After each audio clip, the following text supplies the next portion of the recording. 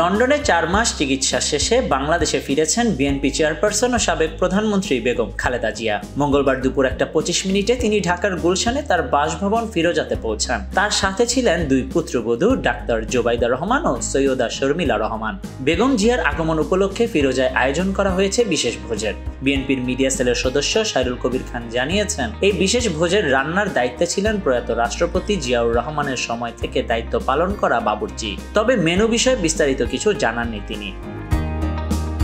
বেগম জিয়ার বাসায় পৌঁছানোর সময় উপস্থিত ছিলেন বিএনপির মহাসচিব মির্জা ফখরুল ইসলাম আলমগীর সহ দলের শীর্ষস্থানীয় নেতারা। এর আগে সকাল থেকে হাজার হাজার নেতাকর্মী ঢাকার হযরত শাহজালাল আন্তর্জাতিক বিমানবন্দরে জড়ো হন তাকে স্বাগত জানাতে। বিমানবন্দর এলাকা উৎসব মুখর হয়ে ওঠে নেতাকর্মীদের স্লোগান ও করতালিতে।